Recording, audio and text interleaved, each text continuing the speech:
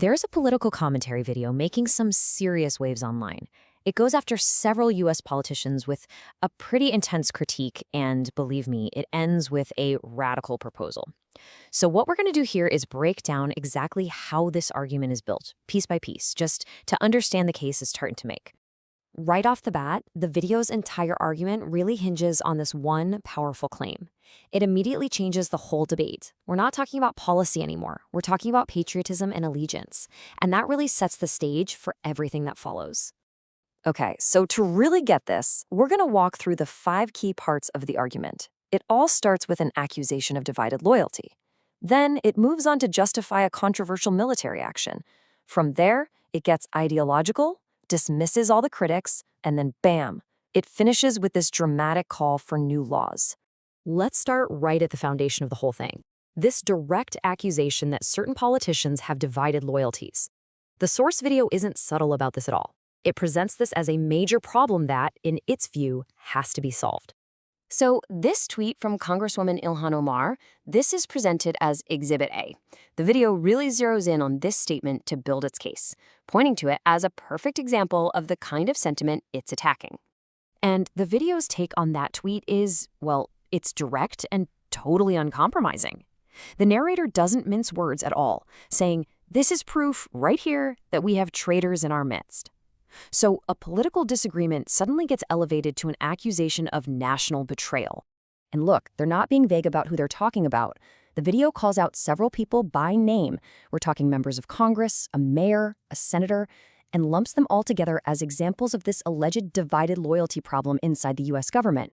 Okay, so after setting up that central accusation, the video pivots. It turns to the event that kicked off all this controversy in the first place: US military strikes against Iran. And a big chunk of the video is all about justifying that action. To make its case, the video highlights a commentator who frames the strikes not as aggression, but as a celebrated act of liberation. This quote is used as proof that the Iranian people themselves were actually cheering for the US military action. Then they put a number on it to show just how successful the mission was. The video claims that 49 Iranian leaders were taken out. It's presented as this incredibly effective, precise intelligence victory that basically cut the head off the country's leadership. And this really shows the two competing stories the video is telling. On one side, you have the critics, who they say saw this as a reckless war of choice. But on the other side, they present the view that this was a totally necessary, even heroic effort to clean up the mistakes of the past. Now, this is where the video pivots again, this time from military tactics to pure ideology. The argument becomes that this isn't just about one event anymore, but about a fundamental divide. They claim the mask has fallen, and we can now see the critics' true motives. So the video argues that any talk about pro-humanity from its opponents is just a cover. It claims that the real reason they're criticizing the action is a fundamental, deep-seated hatred for the West. And then they drop this term, which is obviously very politically charged. The video defines useful idiots as people who are spreading what it calls suicidal anti-Western propaganda, maybe without even realizing it. It's a label used to categorize and pretty much dismiss the entire opposing viewpoint. So what about those opposing viewpoints? Well, the next part of the video is all about dismantling them. It tries to take on the critics' specific arguments one by one. The main criticism they focus on is the timing, the fact that the strikes happened during Ramadan, and the video's rebuttal is a direct counter-question. It asks, where was all this outrage when an attack happened on a Jewish holiday? It's framed to make the original criticism look like a hypocritical double standard. And to really hammer this point home, they feature this clip of Representative Nancy Mace. Her blunt statement is played like it's the final word on the matter, a no-nonsense answer that reinforces the idea that, in this case, military needs just trump any religious sensitivities.